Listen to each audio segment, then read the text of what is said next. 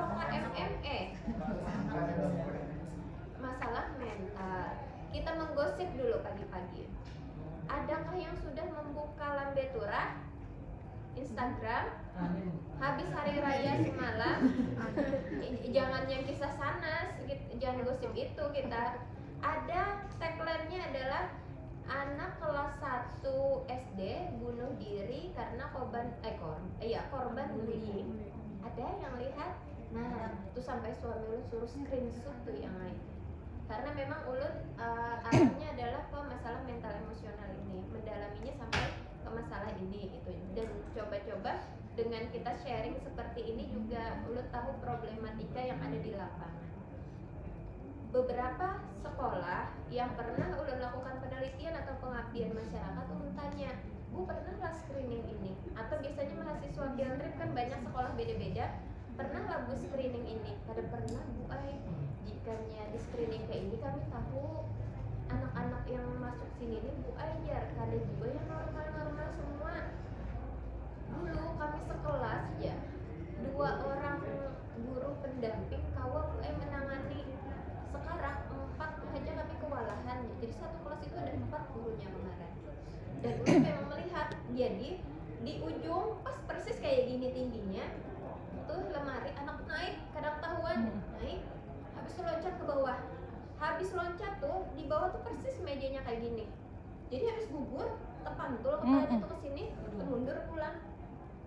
Nah, jadi kalau kita lihat kayak gitu, harusnya anak-anak prasekolah seperti itu sudah bisa kita ajak bicara bahwa diam gitu. Tapi anak itu loncat ke sana kemari. Nah, yang ini bukan yang memang harus dijagai. Tapi kami boleh tidak tahu normalkah atau tidak. Ternyata memang tidak pernah dilakukan screening ini. Sekarang lo tanya Bapak Ibu yang ada di puskesmas, pernahkah melakukan screening ini ke TK bukan Pian?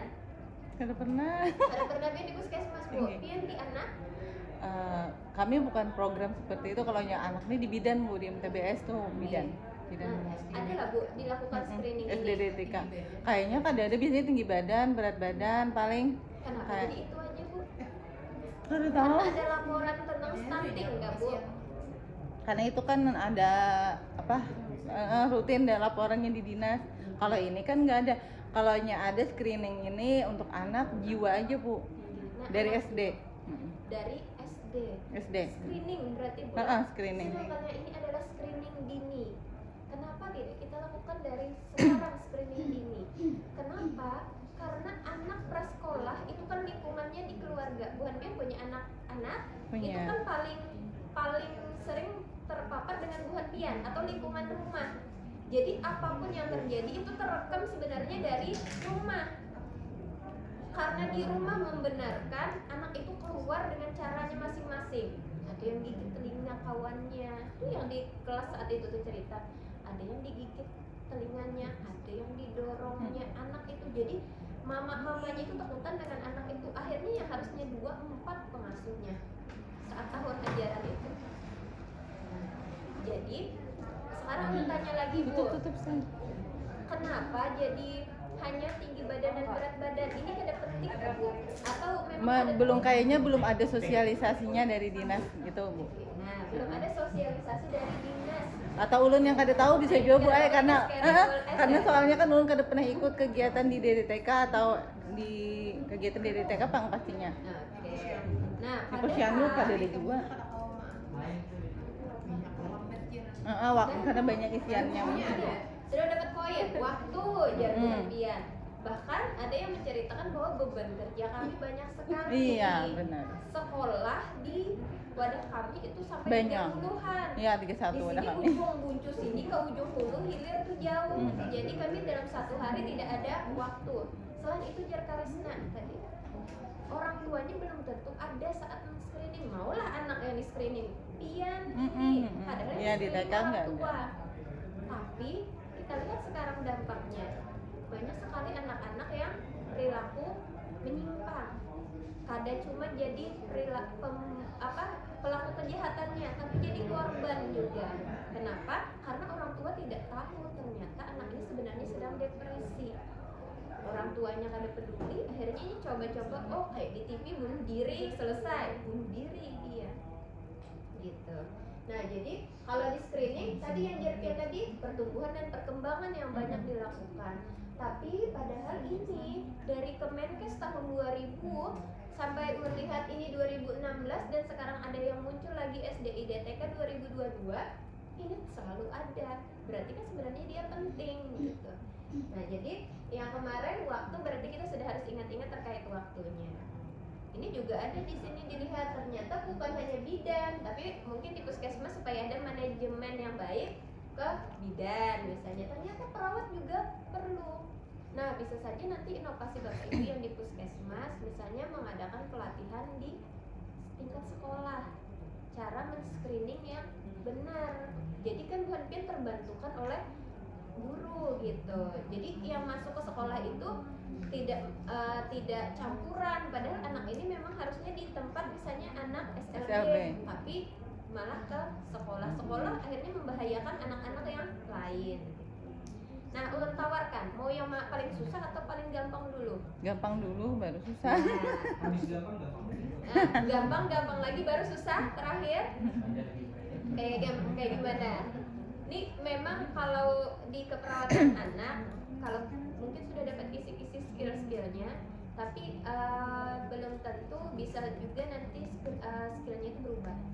Kalau nanti bisa berubah, kemungkinan besar screening ini bisa masuk. Jadi lebih baik 1 jam di sini kita sama-sama membahas tentang ini gitu. Kayaknya sudah komitmen juga sama suaminya, kayaknya ya suami tungguin lah 6 jam skill. Kayaknya habis itu hanya kita ke DM ya. Ini bagi yang pendatang ya. Nah, jadi kita mulai dari yang gampang atau susah? Gampang dulu. Gampang. Oke, mau gampang. Berarti ulun lewatin dulu ya ini. Ini nggak berjumlah satu saja, tapi bersenang-senang aja di sini. Selalu. Kalau mahasiswa ulun tuh kalau bimbingan tipe-tipe yang bersakit-sakit dulu, bersenang-senang kemudian gitu. Kalau ini kenapa apa-apa, kita bersenang-senang dulu. Karena sudah tadi kan bersakit-sakit, senang-senang, sakit-sakit lagi gitu. Nah, kita mulai dari KMME. Kuesioner masalah mental emosional ini kalau dulu dalam SDI DTK itu pada anak-anak yang ada indikasi keluhan dari orang tua atau pengasuh. Tapi sekarang karena dengan problematika yang ada, banyaknya perilaku kriminalisme dari anak, kemudian korban anak-anak, maka KMME ini dianjurkan per 6 bulan sesuai dengan umurnya, yaitu 36 sampai 72 bulan. Pertanyaannya ada 14 pertanyaan. Kalau sebelumnya itu hanya 12 pertanyaan dulu tahun 2000-an. Setelah sekarang itu udah 2 periode buku yang dikeluarkan oleh Kemenkes, dia sudah 14 pertanyaan. Jawabannya ada iya atau tidak. Jadi tadi di kelompok 1 nanya, Bu, berapa lama sih screening kayak CAT, KMME, DPPH? Adalah Bu 2 jam. Satu screening kata beliau. Jadi kebanyakan mahasiswa ulun itu paling lama 20 menit. Tapi kita sudah harus samakan persepsi. Ibu, nanti ada 14 pertanyaan yang akan ulun tanyakan. Pian cukup jawab iya atau tidak. Bagaimana ya? Kriterianya adalah kalau anak itu memang ada ciri-ciri seperti itu atau sesuai dengan pertanyaan itu, atau kalau paling sering melakukan itu pian jawab iya. Kalau tidak itu jarang atau misalnya tidak melakukan. Kalau pian bingung, pian boleh bertukar pikiran dengan ulun. Jadi kada misalnya satu pertanyaan, inya tuh kayak ini. Iya kak kada, karena soal 2 inya tuh kayak ini. Akhirnya lama. Nah, jadi sudah ada iya atau tidak. Akhirnya ketika kita tanya, beliau sudah iya, tidak, ya, tidak. Kalau pertanyaan itu ragukan aku misalnya, inya tuh kayak ini tuh masuk iya kak atau tidak. Jadi akhirnya cuma pertanyaan tertentu aja yang ragu yang ditanyakan. Ini nyaman rumusnya. Kalau keluar OSCE ini, pokoknya hitung iya-nya saja. Kalau ada iya satu saja, anak itu kesimpulannya kemungkinan anak mengalami masalah mental emosional. Tapi kalau ada iya, itu anak normal. Kalau ada 2 atau lebih, berarti sama kesimpulannya, kemungkinan anak memiliki masalah mental emosional. Kalau Bu Hanpian seandainya tertarik dengan skripsi ini dulu, itu enak banget, tidak perlu uji validitas, uji reliabilitas, karena ini adalah screening mendunia, bukan Kemenkes saja. Bahkan yang CAT itu Kemenkes itu mengambil dari memang sedunia gitu. Yang ulun share ke Bu Hantian MChat RF itu memang ulun download langsung dari situs resminya. Ini bahasanya macam-macam, pilih aja hendak apa, bahasa Korea, Jepang, bahasa Sunda kada ada Kak, bahasa Indonesia aja, makanya ulun kirimkan itu sudah yang baku. Nah, jadi KMME ini kalau ternyata dia normal, uji keberhasilan orang tua. Tapi tetap berikan edukasi bagaimana tumbuh kembang yang baik pada anak selanjutnya. Karena belum tentu saat ini normal, berikutnya tidak normal kembali. Sekalinya ibunya terlena, julungi HP, julungi apa, akhirnya ada perilaku yang lain. Jadi setiap 6 bulan itu perlu di screening, namanya screening dini. Tadi yang kelompok 3 tadi bilang, Bu, kami di SD aja screening. Nah itu screening. Kalau ini adalah screening dini, itu bedanya. Jadi yang itu salah kamu kan itu sama, tapi cocoknya adalah untuk anak SD. Kalau ini adalah cocoknya untuk anak prasekolah. Kemudian kalau 1, maka lakukan konseling. Kemudian 3 bulan lagi di screening lagi. Bu, kalau misalnya ternyata screeningnya ada lagi, ya jangan di screening ulang lagi, tapi ke rumah sakit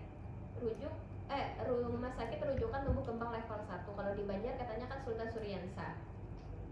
Kemudian kalau iyanya itu 2 atau lebih, itu tidak perlu lagi screening ulang 3 bulan atau 6 bulan, tapi segera kolaborasi untuk dirujuk ke rumah sakit tumbuh kembang level 1. Ini bedanya. Nah, halus ini nanti ulang besarkan. Jadi di sini adalah kisi-kisinya. Yang di sebelah sini adalah ilustrasi kasus gitu. Karena dari yang ulun kasihkan ke Bu Hantian itu ada kan yang halamannya sampai 25 halaman segala. Itu kadang ketika 2 kali 50 menit ngajarin mahasiswa regulernya bisa bingung. Akhirnya sampai ulun bikin aja nih kisi-kisi dalam 1 lembar, jadi mahasiswa itu paham rangkuman dari apa yang ada di PDF itu. Jadi akhirnya setiap screening ada kisi-kisi, ada ilustrasi. Nah, jadi ketika kita lihat di sini, ini tidak ada kan iya-nya, ada lah buat yang lihat yang di sini. Tidak ada. Di sini adalah ada soal 1 nomor berapa? terakhir 1. 14. Sekarang kita lihat.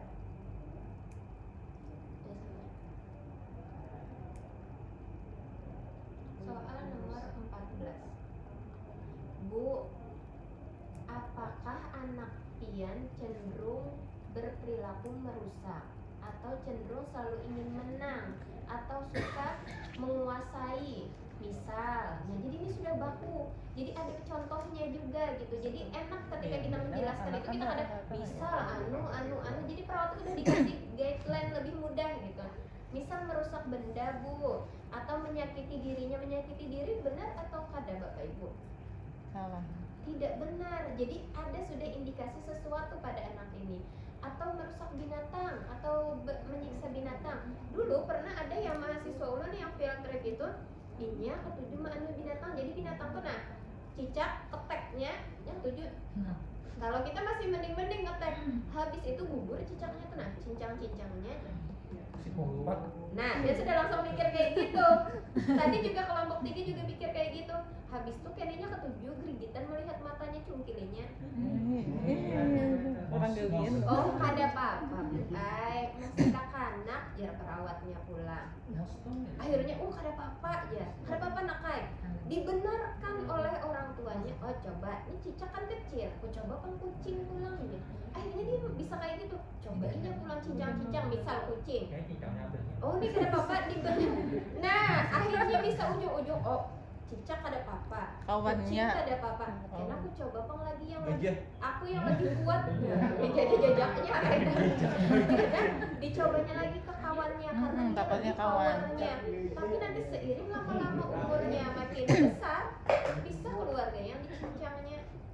Coba digali. Kalau yang ada di lapas misalnya, lapas lain lapas di lapas, itu penjara maksudnya gitu. Kan dia yang suka mutilasi itu coba digali. Dia mulai kapan melakukan mutilasi itu? Apa yang dia rekam? Ternyata kan biasanya kan problematika yang ada di rumah tangga orang tuanya atau yang di lingkungannya saat dia kecil. Makanya anak prasekolah itu perekaman hebat. Orang tua berkelahi, ketujuh, yang mendengar akhirnya bukan ketujuh sih, dia maksudnya itu terpapar terus, akhirnya dia entah perilakunya destruktif atau bagus gitu, positif atau negatif. Tapi kan anak prasekolah belum bisa memikirkan baik dan buruk, akhirnya dia menganggap itulah perilaku yang bagus. Nanti dia akan menerapkan atau dia nanti jadi contoh dia. Beda kalau tadi dari ibu screening. Kalau anak SD dia sudah mulai ada sedikit bisa membedakan baik dan buruk. Tapi kalau anak prasekolah dia adalah peniru ulung. Jadi cikal bakal kejahatan saat remaja itu adalah pada saat prasekolah. Itu ada penelitiannya. Kenapa? Jadi ini juga harus sangat penting sekali. Nah, jadi kalau ini sudah penkesnya apa Bapak Ibu kira-kira? Disuruh ASI. Kalau anak ASI. Ini tadi, jadi ketika kita nanti sudah dapat kesimpulannya ya-nya satu, kesimpulannya adalah kemungkinan memiliki masalah mental emosional. Nanti kan di SPO-nya itu ada apa penkesnya yang determinasi. Sebenarnya SPO-nya udah ada di modul keperawatan anak, mungkin ada yang udah ada ke-download karena tadi aja Bu kirim ulang aja gini lagi Bu Ai SPO-nya. Jadi modul keperawatan anak kemarin udah siap sebelum Bu Harpen masuk semester 2. Jadi nanti bisa dilihat di situ atau nanti ulun kirim ulang. Jadi ketika sudah dapat nih pasien ini apa masalahnya, jangan nih masalahnya kan merusak binatang. Bu, jangan lupa makan makanan bergizi. Cocok atau tidak cocok? Jadi misal ibu pian bisa mengajak anak saat tidur, mendampingi anak tidur, pian dengarkan dongeng-dongeng Bu Ai tentang dongeng sayang binatang. Atau misalnya pian ceritakan tentang perilaku Rasulullah yang menyayangi binatang kucing, si Muza misalnya. Jadi dia ada rasa sayang. Tapi kalau orang tuanya membiarkan, nanti cobainnya terus macam-macam yang dicincang-cincangnya gitu. Itu akhirnya berkelanjutan. Nah, gitu. Jadi nanti kalau misalnya Bu Hanpian lihat masalah screening ini di mana, Bu Hanpian sesuaikan penkesnya. Itu tadi yang tumbuh kembang tadi, edukasi terkait tumbuh kembang. Nanti kalau dia masalahnya adalah ngompol lagi misalnya. Nah, jadi Bu Hanpian berikan edukasi terkait toilet training. Bu juga pernah melakukan penelitian ini anak kecanduan gadget, bagaimana masalah mental emosionalnya. Ternyata kebanyakan rata-rata itu mengalami kemungkinan masalah mental emosional. Kenapa? Dia suka membentak, suka berperilaku yang destruktif. Nah, habis untuk KMME. Jadi KMME tadi karena satu masalahnya, jadi dia kesimpulannya adalah kemungkinan anak mengalami masalah mental emosional. Jadi yang dilakukan adalah konseling pada orang tua. Maksud konseling ini edukasi tadi. Kemudian jadwalkan kunjungan 3 bulan lagi. Kalau tidak ada perubahan, lakukan rujuk. Tadi kan Bapak Ibu di nomor 14. Misal karena ternyata 14 hilang, ada di 1 kayak apa? Rujuk kah atau konseling lagi 3 bulan? 6 bulan dah berarti umurnya naik. Konseling lagi nih 3 bulan, ternyata hilang nomor 1, ke nomor 3 pulang, konseling lagi lah. Rujuk aja deh Bu Ai. Nah, jadi kalau ternyata iya itu ada lagi setelah kita lakukan konseling yang datang lagi 3 bulan, jangan ulang-ulang terus, tapi segera lakukan rujukan. Jadi setelah pertama tadi ada ya, berikutnya di screening ada lagi ya, tapi di poin nomor yang lain tetap lakukan rujuk. Bisa saja anak memiliki kepribadian ganda. Kan kepribadian ganda tidak hanya psikopat tadi, bisa aja kayaknya sedih, bisa aja kayaknya kayak keperempuanan atau kelaki-lakian kayak gitu. Jadi itu. Yes, sekarang kita lanjut ke GPPH, bersenang-senang yang kedua. GPPH tadi adalah masalah hiperaktivitas. Jadi biasanya indikasinya seperti ini. Anak tidak bisa duduk diam. Ini pinanya duduk pang diam, tapi berarti singkal nggih. Kesamutan. Dingin Bu Ai. Kemudian suka bergerak tanpa tujuan. Kalau mencolek kawan diingat-ingat.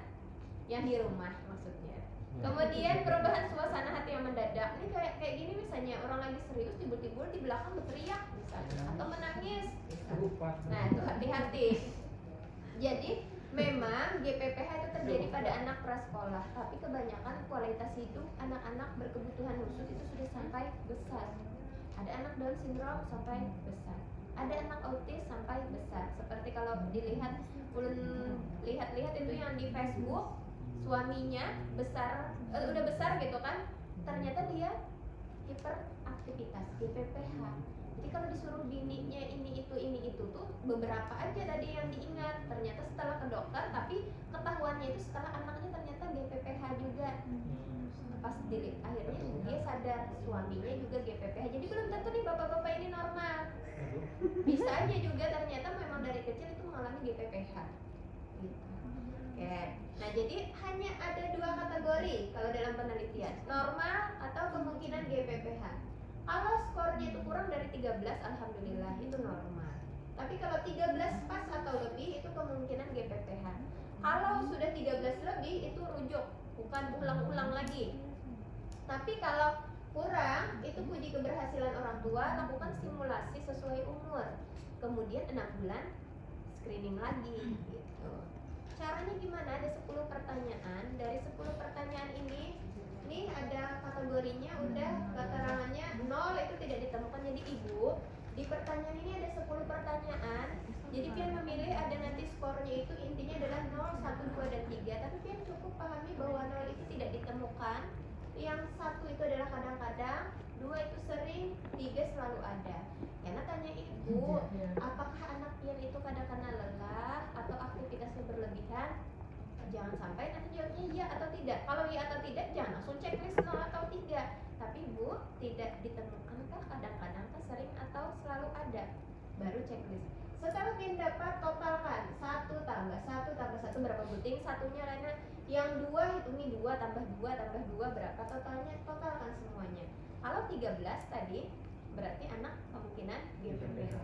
Kalau kurang berarti normal. Maka yang ini tadi tindakannya. Oke, sudah 2 screening. Ada yang ditanyakan dulu Bapak Ibu sebelum ke chat. Chat susah. Tapi insya Allah sebelum 1 jam udah selesai. Jadi harus semangat. Lanjut, karena lanjut coba tuntung Pak Ay. Gak ada 20 menit lagi sudah tuntung aja. Enggak, bercanda aja. Oke, GPPH sama KMM. Buat Pian boleh buka HP yang di chat ini. Karena kalau tidak kelihatan jelas. Tadi sudah udah menjelaskan terkait chat inilah Bapak Ibu. Belum? Yang slide ini hari ini? Karena kan mengulang-ulang dari kelompok sebelumnya seakan-akan udah. Ini belum lah. Karena kita tadi ke yang udah dulu. Nah, jadi kalau MCAT sebelumnya di tahun 2000 itu dia CAT.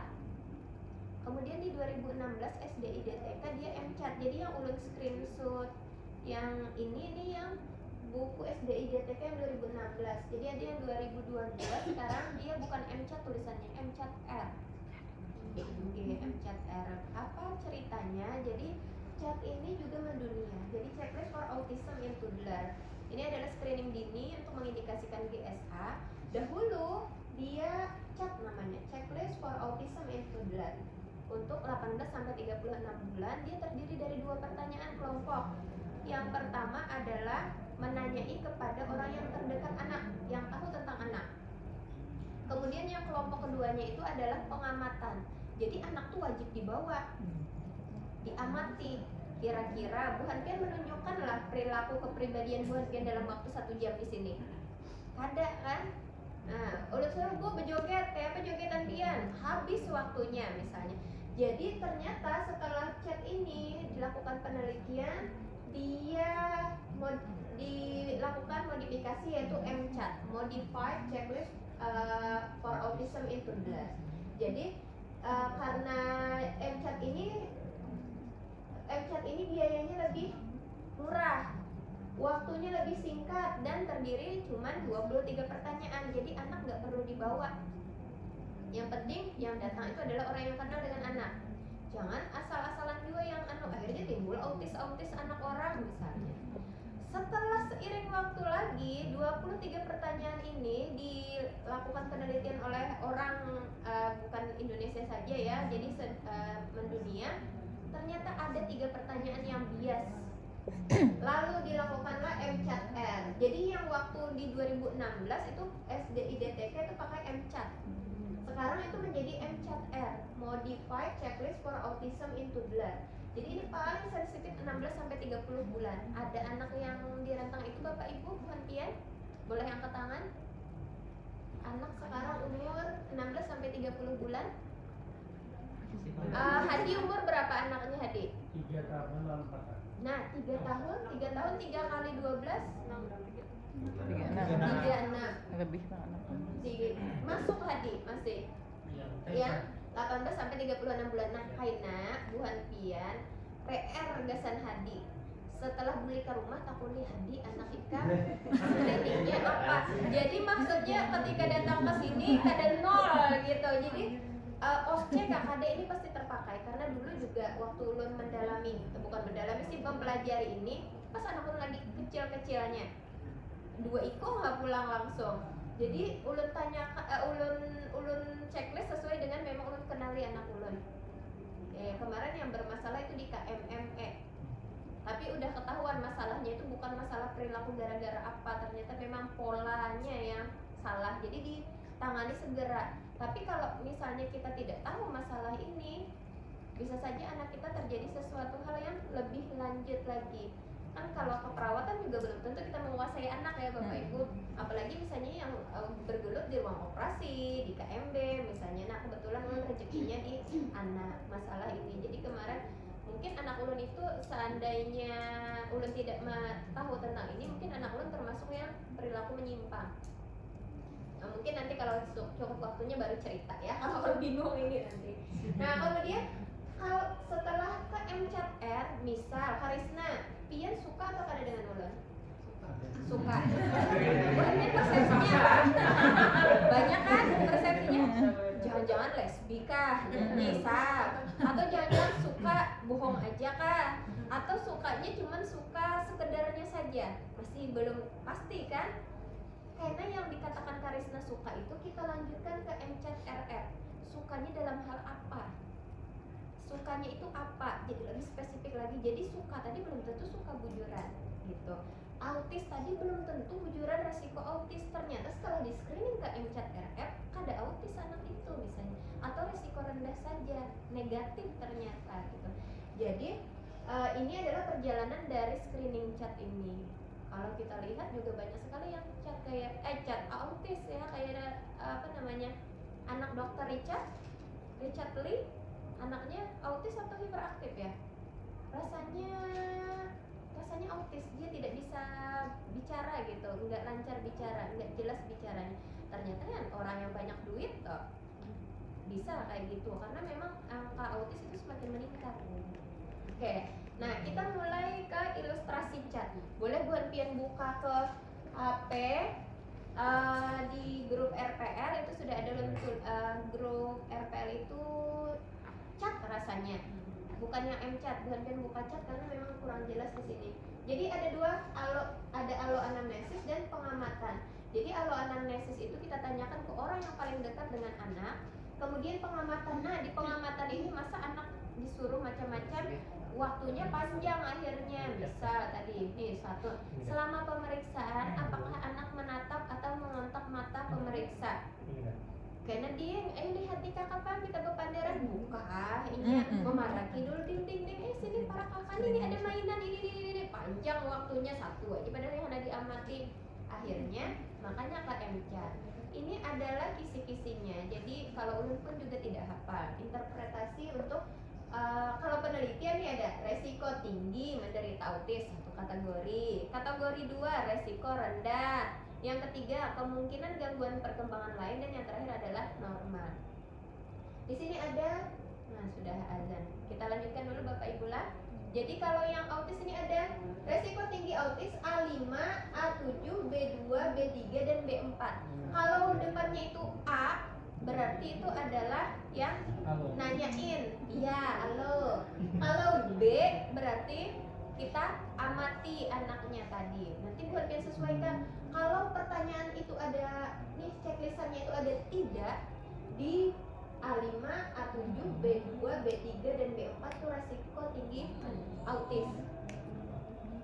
Jadi Bu, mungkinlah Bu A5 aja. Kalau resiko tinggi autisnya kayak ibaratnya kita bercabang, pasti sudah. Kalau misalnya Karisna ini orang berabai, pasti yang itu berabai juga ya, karena semua ini zona berabai. Jadi sama resiko autis itu, kalau A5 itu iya, jawabannya tidak. A5 itu jawabannya tidak, maka kontak ke A7 itu pasti tidak juga kalau dia resiko tinggi autis. Nah, begitu juga resiko rendah, kemungkinan gangguan perkembangan lain, dan juga yang satunya adalah normal. Kalau normal berarti semuanya bagus gitu. Jadi sesuaikan kisi-kisi yang ini adalah kisi-kisinya. Oke. Ini kita sekilas saja. Bingung Ulun. Karena kayak tadi Ulun grup kedua pas sudah tuntung, pas keseladakan Ulun paksa keluar tadi. Baru minum-minum.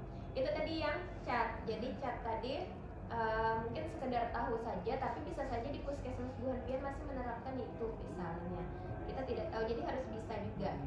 Nah, kalau yang ini adalah M-Chat. Ini M-Chat. Buhan-Pian lihat di M-Chat udah dapat yang M-Chat. Dah? Oke. Nah, di M-Chat yang Buhan-Pian harus kenali adalah ini ada tulisan item kritis. Maksud item kritis, jadi ini sebenarnya tidak ada Bapak Ibu kisi-kisi ini. Jadi tadi ngajarin mahasiswa dalam waktu 100 menit dia bingung karena banyak sekali. Yang kayak Ulun kasihkan tadi kan, Buhan-Pian kalau ngeprint tuh kayak tadi kelompok sebelumnya si Sabrina ngeprint seginian kertasnya. Skripsi aja Ulun boleh hendak paraksa itu aja proposal aja.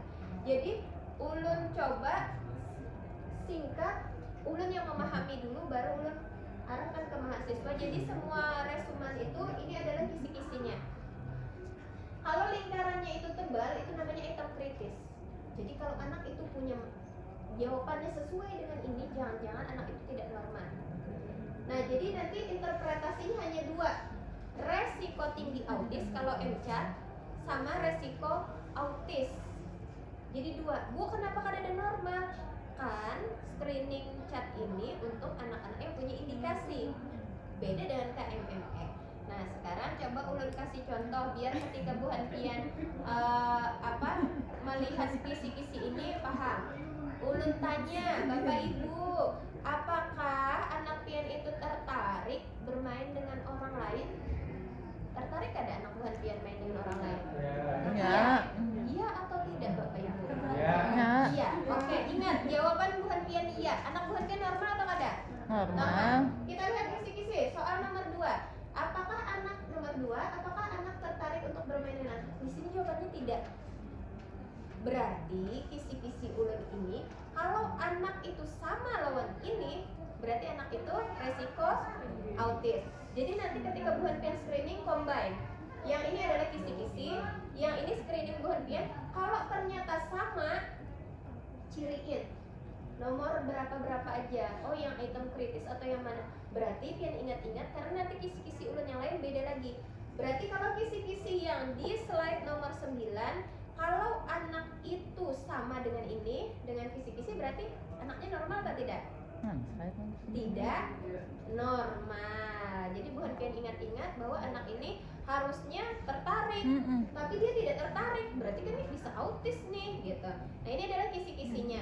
Jadi kalau ada 6 pertanyaan item kritisnya di mana aja? 2, 7, 9, 13, 14, 15. Kalau jawabannya tidak, berarti ini resiko tinggi autis. Tapi kalau hanya 2 atau lebih di item kritis atau 3 pertanyaan, nih kan ada 2 nih yang lingkarannya ya. Pokoknya kalau mengumpati kisi-kisi ini berarti dia sama misalnya resiko autis. Jadi kalau 6 item kritis itu pasti belingkar, itu resiko tinggi autis dah. Oke, nah, seandainya waktunya itu panjang, ulun suruh koeks, ulun suruh melihati ke sini nih, menanding yang ini. Tapi karena waktunya tidak cukup, jadi ini langsung sebutkan kesimpulannya. Jadi nanti Buhan-Pian bandingkan kisi-kisi ini dengan ilustrasi yang ini. Nah, ini ilustrasi chatnya. Jadi ternyata dari screening ini anak ini Bu Ai item kritis 2 sama dengan kisi-kisi yang tadi. Jadi dia resiko autis, apa artinya intervensinya evaluasi lebih dalam ke dokter. Jadi rujuk ya, kolaborasi untuk merujuk anak ini untuk perkembangan lebih lanjut. Ini adalah MCAT. Nah, 2 lagi. Tenang, sebentar aja. Ini MCAT R. Loh, kan sama. Ini MCAT R. Nah, sekarang yang ini yang dipakai Bapak Ibu kalau pakai SDI DDK yang terbaru. Jadi kalau MCAT R ini ada 3 kategorinya. Resiko rendah, medium, dan tinggi. Lihat ke skornya. Kalau rendah itu 0 sampai 2, medium 3 sampai 7, kalau tinggi itu 8 sampai 20. Jadi kalau skornya 0 sampai 2, Kena lanjutkan screening aja lagi. Misal anaknya masih 20 bulan. Kena 24 bulan screening lagi. Saat umurnya 24 bulan, jangan 24 bulan kemudian. Ketuaan ini. Kalau resiko medium itu skornya kan 3 sampai 7. Kena lanjut lagi tadi, Karisna tadi suka lawan ulun apa? Ulunnya resiko autis bujur atau kada? Lakukan lagi MCAT RF. Jadi MCAT RF itu karena Bu Ai dihitung lagi skornya. Kalau di MCAT RF itu ternyata skornya 2 atau lebih, itu namanya positif. Ampih dah kata-kata resiko autis, tapi positif. Tapi kalau skornya 0 sampai 1 itu berarti anak negatif. Jadi kalau misalnya nanti skornya 3 sampai 7 berarti Bu Hanpian harus lakukan MCAT RF lagi. Tapi kalau ternyata tinggi 8 ke 20 kada usah MCAT RF, rujuk langsung. Gitu. Nah, ini contohnya. Ulun kasih contoh. Silahkan Bu Hanpian jawab. Ini adalah kunci jawaban. Nah, ulun mau tanya kunci jawaban ulun ini ciri anak normal atau tidak? Kita contoh. Bu, anak pian suka manjat-manjat benda lah Bu. Misal furniture, alat-alat bermain atau tangga. Anak pian suka atau kada Bu? Iya atau Ya, tidak? suka. Ya. Iya. Sekarang kita lihat jawabannya. Iya. Berarti kisi-kisi ini kalau ini dengan pemeriksaan sama berarti anak itu normal. Kalau yang tadi kan kada normal, kisi-kisi yang di slide 9. Kalau di slide 12 kalau sama dengan ini berarti anak itu normal. Nah, ini adalah yang kisi-kisi. Yang ini adalah ilustrasi. Nah, kita singkat. Anggap ulun sudah memeriksa semuanya. Ulun combine nih, ulun bandingkan ini lawan ini. Ternyata soal yang bermasalah ulun ciriin. Nah, nomor 1 besilang. Nomor 4 besilang juga. Karena ada sama. Dan nomor 8 nih 3 contoh. puting. Nomor 4 tadi kan di sini ya. Di sini tidak, berarti kan tidak sama. Padahal kan anak ini yang normal harus yang kayak kisi-kisi. Berarti kesimpulannya adalah anak ini 3 berarti resiko medium. Langsung lah pasti autis. Kita lanjutkan kalau skornya 3 kita lanjutkan ke MCAT RF. MCAT RF itu sama Bu Ai, 1 sampai 20 soalnya sama. Cuman dipindah. Kalau yang sama kisi-kisi tadi Bu Hanpian lingkari dulu, lulus. Jangan dilingkari soal nomor 1, nomor 4 dan nomor 8. Bu Hanpian tanya pulang. Di soal hanya nomor 4, 8 dan lain-lain. Bayangkan kalau misalnya semua ini Bu Hanpian tanyai, Bu Hanpian ngintulai. Nah, misal nomor 4. Bu, apakah anak suka memanjat benda? Tadi kan jawabannya tidak. Tidak itu Bu, kalau anak yang suka memanjat tangga dipanjatnya lah, iya atau tidak aja Bu? Iya, di sini. Nah, ada ya. Kursi iya atau kada Bu? Tidak. Furniture Pak Bu? Iya. Alat bermain tidak, di sini. Turun ke bawah. Ternyata interpretasinya iya, salah satu di atas lulus. Tidak, semuanya gagal. Jadi Karisna tadi yang menganggap ulunnya resiko autis belum tentu autis karena sudah 1 pertanyaan itu lulus. Bukan apa Bu tadi Bu tangga kursi tadi punya kada manjat. Kami di rumah sebutin buting ada besi kursi. Nah, jadi akhirnya tahu kan kayak furniture. Bu mau manjat-manjat furniture lah kada. Sekalinya kada ada besi, meja rias, kada ada yang meja-mejaan. Akhirnya kan ketahuan. Sudah begitu juga nanti pertanyaan selanjutnya. Setelah kita tahu pertanyaan tadi, ini tadi, kita lingkari sesuai dengan yang lulus gagal. Ternyata yang gagal hanya soal nomor hanya yang gagal adalah soal nomor 1 dan soal nomor 8. Lingkarilah setelah Bu Adrian menanya. Berarti kan tadi skornya jadinya 2. Kalau 2 itu bukan lagi resiko medium, ringan itu bukan, tapi 2 adalah positif. Jadi anak ini positif, lakukan rujuk anak untuk evaluasi diagnostik. Oke, habis jam 12.39. Ada yang ditanyakan Bapak Ibu? OSCE tidak OSCE, Bapak Ibu sudah mengetahui tentang hal ini. Bapak Ibu bisa saja menerapkan ini dengan orang-orang yang disayangi, orang yang di sekitar Bapak Ibu. Apalagi kalau awal-awal tuh punya anak yang anak pertama, nah lakukan screening. Sama kayak dulu belajar Denver, kemudian udah punya anak tuh sampai ulun print figura Denver. Nanti anak ulun umur 3 bulan ulun garis pakai spidol non permanen itu. Nanti dilihat, oh ini seharusnya selanjutnya ya ini ulun lakukan stimulus. Nah, Bu Hadian tidak rugi untuk tahu tentang screening ini karena ya tadi perilaku kriminal kan belum tentu orang-orang yang ekonomi di bawah, bisa aja kan orang tua terlalu sibuk kuliah RPL misalnya. Ada tahu lagi anak kayak atas sekalinya permainan yang lawan kawan-kawan yang misalnya kurang bagus. Jadi cara bentuk sayang kita tidak hanya di lapangan pekerjaan, materi ini bisa untuk orang-orang yang kita sayang.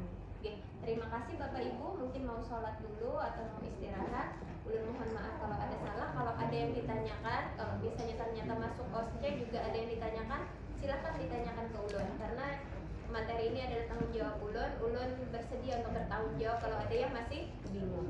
Kita tutup dengan bersama-sama membaca hamdalah. Alhamdulillah. Akhirul kalam, assalamualaikum warahmatullahi wabarakatuh. Waalaikumsalam.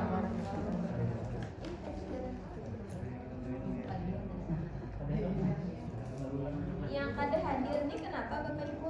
Haji gue. Oh, baru tanda tangan aja. Naik haji Bu, petugas haji PKH. Ya. Itu ada yang pindah Bu, ada Adinia sudah ampe. Sama siapa ya? Kayaknya sudah ampe Indah Sari. Indah Sari loh ya. Oke, makasih boleh buat biar ada masih ada atau apa? Ada dulu masih ada yang sebelah sebelah Adinia. Oh iya, kalau sebelah kan. Ngerjana. Ya, lawan Mulailah Indah Sari. bulan 3 ya? Atau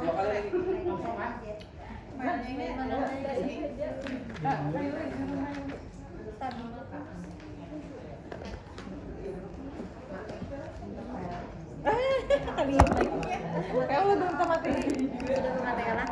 Jadi semua